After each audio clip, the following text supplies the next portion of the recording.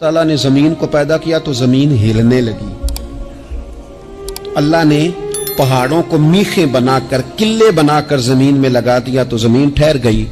फरिश्ते फौरन अर्ज गुजार हुए कि मालिक तेरी सबसे ताकतवर मखलूक ये पहाड़ है? फरमाया नहीं, लोहा जो है ना वो पहाड़ों से भी ताकतवर है, क्योंकि लोहा पहाड़ को काट देता है। या अल्लाह फिर लोहा सबसे ताकतवर है? फरमाया नहीं, आग इससे भी ताकतवर है। क्या आग सबसे ताकतवर है? तो फरमाया नहीं, पानी भी है। क्या पानी ताकतवर है? फरमाया हवा भी है, जो पानी का रुख फेर देती है।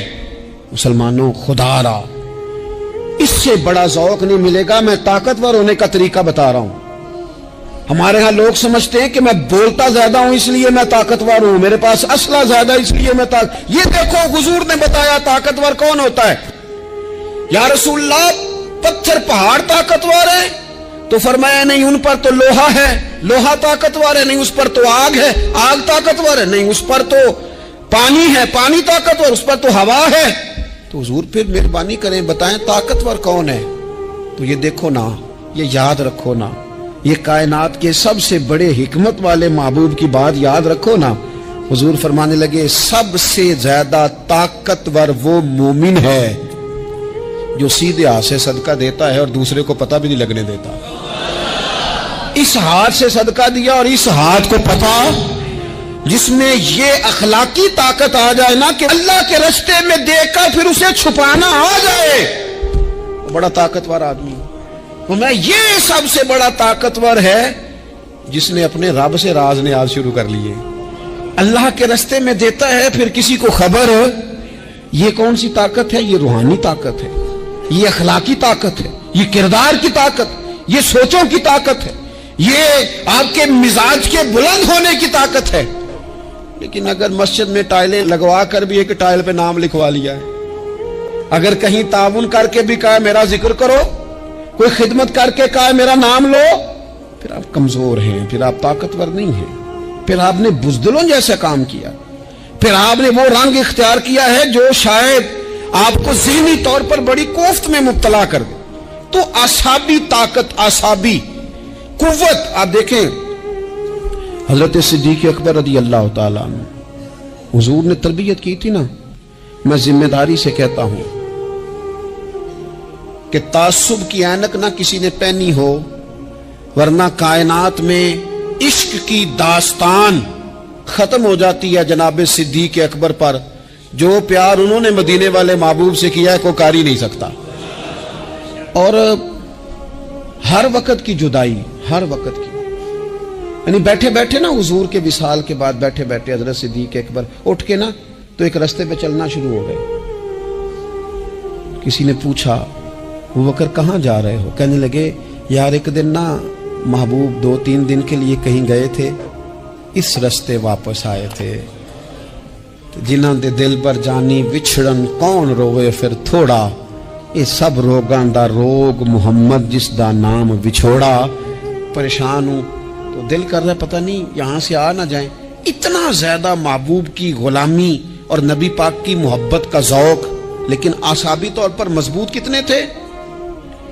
हुजूर के विसाल के बाद जिस बंदे ने अपने परों के नीचे पूरी उम्मत को संभाल लिया है ना, उसका नाम भी अबू बकर सिद्दीक़ ही है। ऐसे ऐसे संभाल लिया, सब संभाल, दुख सबसे ज्यादा, लेकिन संभाला। कोई ज़कात का मुनकर पैदा हो रहा है, कोई खत्म नबूवत पे हमला कर रहा है, कोई कुछ हो रहा है, कोई कुछ हो रहा है। अबू बकर सिद्दीक़ ने फरमाया सारे लश्कर रवाना करो, जहां जहां हुजूर ने फरमाया था जिहाद करो। फरमाया जो एक रस्सी भी ज़कात की नहीं देगा वसूल करेंगे। लोगों ने कहा हुजूर हालात बड़े और तरह के हैं, कैसे काम चलेगा?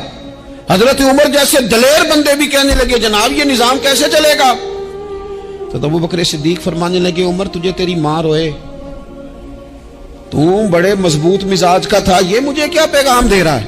फरमाया उमर याद रख, अगर मैं मदीना मुनव्वरा में अकेला भी रह गया और जंगल के दरिंदे मेरा आके गोश्त भी नोच के ले गए, तो फिर भी मैं उन उसूलों पर खड़ा रहूंगा जिन उसूलों पर मदीने वाले रसूल ने मुझे खड़ा किया है। जरा गुंजाइश नहीं। हम यहां से मजबूत लोग हैं, यहां से ज़हनी बुलंदी, ज़हनी पुख्तगी, ये हुस्न है जिंदगी का। ये क्या बात हुई? परसों फैसला कोई और था, सवेरे प्रोग्राम कोई और बन गया, کل فلانے کا مرید تھا، آج مجھے فیض نہیں ملا، ادھر جا رہا ہوں، پرسوں فلانے کو استاد بنا بیٹھا تھا، آج میرا پروگرام بدل گیا ہے، کل میری سوچیں اور تھیں، آج میری سوچیں اور ہیں۔ جو قوم ساری زندگی تعین ہی نہ کرے وہ کام کیسے کرے گی؟ جو رستے کا آغاز ہی نہ کرے وہ منزل پر کیسے پہنچے گی؟ تو کمزور باتوں سے نکلیں، بزدلانہ سوچوں سے باہر آئیں، طے کریں زندگی میں یہ کچھ ہم نے کرنا ہے۔ میں نے کہا ہے نکلیں میدان میں جیتنے کے لیے، پھر رب کی مرضی ہے، پھر اللہ کی مرضی ہے۔ ساری زندگی صحابہ پر قرض رہا، قرضے بھی رہے، خدمتیں بھی ہوتی رہی، جہاد بھی ہوتے رہے، ڈیوٹیاں بھی ہوتی رہی، سارے کام ہی ہوتے رہے۔ ہمارا یہ مزاج ہے، ایک دو کھا گیا ہے ساری خوشیاں ہی گئیں، بس سارا کچھ ختم کر بیٹھتے ہیں۔ تو تھوڑی سی نا مضبوط دیکھیں۔ اچھا یہ حضرت ابو بکر کا حال ہے تو جناب عمر کی کیفیت کیا ہے؟ کلمہ پڑھتے ہی حضرت عمر نے فرمایا یا رسول اللہ، جب آپ سچے، قرآن سچا، اسلام سچا، تو چھپ کے نماز پڑھنے کا کیا مطلب ہے؟ فرمایا ابھی تعداد ہی کوئی نہیں، 40 تو مسلمان ہیں۔ عرض کی حضور مہربانی کریں نا، آپ صرف اجازت دیں۔ 20 لوگوں کی صفیں بنا دی گئیں، ایک صف کے آگے حضرت عمر ہیں، ایک صف کے آگے حضرت امیر حمزہ ہیں۔ جناب عمر کہنے لگے چونکہ آپ اللہ کے رسول ہیں تو لہذا نماز بھی آج اللہ کے گھر میں پڑھی جائے گی۔ تو حضرت عمر بیت اللہ شریف کے بیچ کھڑے ہو کے نعرہ لگاتے ہیں، فرماتے ہیں میں عمر ہوں، تم مجھے بھی جانتے ہو، میرے باپ کو بھی جانتے ہو، تم میرا قبیلہ بھی جانتے ہو، میں نے پڑھ لیا ہے محبوب کا کلمہ۔ اب جس نے بچے یتیم کرانے ہو اور اپنی بیوی بیوہ کرانی ہو وہ آئے اور مجھے روکے۔ یہ محبوب اللہ کے ہیں اور گھر بھی اللہ کا ہے تو نماز بھی آج اللہ کے گھر میں پڑھی جائے گی۔ جب تک انسان یہاں سے طاقتور نہیں ہوتا، پھر بات آئی سیدنا عثمان غنی کی، میں پہلا وہاں اونا رنداں تو جنہیں کھلی بغاوت کی تھی، ہے پورا قبیلہ اور طرف ہے، عثمان تیرے گھر میں مال ہے، دولت ہے، وزاداری ہے، لوگ سارے کیا کریں گے، والد مخالف، چچا مخالف۔ حضرت عثمان غنی جیسے آدمی کو پکڑ کے باندھ دیا گیا گھر میں۔ پر عثمان غنی کہنے لگے میں ان بزدلوں میں سے نہیں ہوں جو محبت بھی کریں اور اظہار بھی نہ کر سکیں، جو دعویٰ بھی کریں اور پھر ان کے اندر طاقت اظہار بھی نہ ہو۔ فرمایا تم جتنا باندھ سکتے ہو باندھ لو، تم اپنی دولتیں، حکومتیں اور اپنا جاہ و جلال سنبھال کے رکھو، ہم نے تو غلامی کا فیصلہ کر لیا ہے۔ اور پھر کی غلامی انہوں نے۔ اور جہاں تک بات ہے شیر خدا حضرت علی المرتضیٰ کی، حضرت علی المرتضیٰ شیر خدا کا تو یہ حال تھا کہ ساری زندگی میدان میں رہے۔ ایک دن حضور نے صرف فرمایا کہ آج آپ کو نہیں لے کے جانا، آپ تھوڑا نا میرے نائب بن کر، حضور کسی نہ کسی کو نائب بنا کے مدینے میں چھوڑ کے جائے، ایک دن صرف کہا نہیں لے کے جانا۔ تو حضرت مولا علی رونے لگے، کہنے لگے حضور میں بچوں کے بیچ رہوں، عورتوں کے بیچ رہوں، میری تلوار کو زنگ لگ جائے گا، حضور مجھے تو گھوڑے پہ بیٹھنا پسند ہے۔ اچھا میں آپ کو ایک اور بات بھی عرض کروں، پہلے بھی میں نے کہا تھا پھر کہتا ہوں، کچھ لوگ پڑھے لکھے ہوتے ہیں بہادر نہیں ہوتے۔ حضرت علی کے علم کا بھی کمال عروج پہ اور بہادری بھی پورے عروج پہ۔ زندگی نا بہادر لوگوں کی ہوتی ہے۔ یہ شہاب الدین غوری لیٹے ہیں یہاں سوابا میں، تو کسی نے پوچھا ان سے کہ یار آپ کہاں رہتے ہیں؟ کہنے لگے میں گھوڑے کی پشت پہ ہوتا ہوں، ہمارے بچے بڑی سونی فوٹو بناتے ہیں، ان سے پوچھیں آج کل آپ کیا کرتے ہیں تو کہتے ہیں موبائل چلاتے ہیں۔ آپ کیا کرتے ہیں؟ فوٹو کھینچتے ہیں۔ آپ کیا کرتے ہیں؟ کہتے ہیں وہ نا مجھے ایسا عجیب مسئلہ ہے موبائل کا کہ بچوں کی نا مطلب میں کئی دفعہ سوچتا ہوں کہ اگر انہیں کچھ 4 گھنٹے موبائل سے علیحدہ رہنا پڑا نا تو ہو سکتا ہے کہ ان کو ڈاکٹر کو بھی دکھانا پڑ جائے، اتنی کو بری حالت ہو گئی۔ مجھے ڈھیر سارے دوست کہتے ہیں جی آپ ٹیلی فون پہ ملتے نہیں۔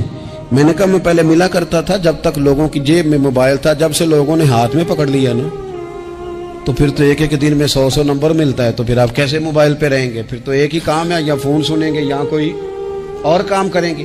تو تھوڑی سی ہمت والی زندگی گزاریں۔ بزدلانہ باتیں، کمزور باتیں ہمارے بچوں کو بھی کمزور کر دیں گی، یہ کچھ نہیں کر سکیں گے۔ حضرت سیدنا عبداللہ بن زبیر رضی اللہ تعالیٰ عنہ، یہ مدینہ منورہ میں پیدا ہونے والے سب سے پہلے بچے ہیں۔ حضرت سیدنا ابوبکر صدیق رضی اللہ تعالیٰ عنہ کے نواسے ہیں، حضور کے پھپھو جناب صفیہ کے پوتے ہیں۔ اور अशरा मुबशरा सहाबी हजरत जुबैर बिन अवाम उनके बेटे, शुरू से ही बड़े बहादुर थे। एक दिन कुछ बच्चे गली में खेल रहे थे तो एक शख्स ने आके ना चीख मारी, डराया, सारे बच्चे भाग गए। जनाब अब्दुल्ला इब्ने जुबैर कहने लगे क्यों भागते हो, अब चीखों से भी डरोगे, वापस आओ सारे, मैं तुम्हारा अमीर हूं, आओ जरा इस पर हमला करें। हम सारे भागे और ये अकेला खड़ा रहे। उस पर हमला किया, वो डराने वाला खुद डर के भाग गया। थोड़ा सा ना मिजाज, ज़ेन, तबीयत, देखिए ना, बदतमीजी और चीज का नाम है, लेकिन गुफ्तगू का मजबूत होना ये और चीज का नाम है। बच्चों को जब पूरी तरह यहां तो हम उनको इस कदर ज्यादा कमरों में बंद रखते हैं कि जब वो निकलते हैं बागी हो जाते हैं। यहां फिर ये होता है कि उनके अंदर जो सलाहियतें होती हैं वो पूरी तरह दब जाती हैं। वो जो कैफियत होती हैं जो एक मर्दाना वस्फ में होनी चाहिए, उनके अंदर मौजूद नहीं होती। इकबाल कहते हैं आईने जवां मर्दा हक गोइयो बेबाकी, अल्लाह के शेरों को आती नहीं रूबाही। और ये जो सहमे दोस्त है ना, बिलखुसूस गरीब तबके से, उनसे मैं अर्ज करूंगा कभी किसी की गाड़ी देखकर मरूब नहीं होना, कभी किसी के महंगे कपड़ों के रोब में नहीं आना, कभी नहीं। हालात के सहमे हुए लोगों को बता दो हालात बदल जाते हैं, एक जैसे नहीं रहते। कभी कमजोर ना पड़े और जगह जगह अपने दुख भी ना बताएं, जगह जगह अपने दुख ना बताएं, हिम्मत करें, हिम्मत करें। वो एक शायर ने कहा था कि बाहिम्मत लोग कभी हारा नहीं करते, या वो जीत जाते हैं या कुछ सीख जाते हैं। वो ना मैदानों में रहते हैं, कमजोर ना पड़े। ये जो इतना लंबी लिस्ट बन गई है ना, इतनी लंबी लिस्ट मांगने वालों की, इतना लंबी फहरिस्त हो गई है, हर सिग्नल पे, हर चौक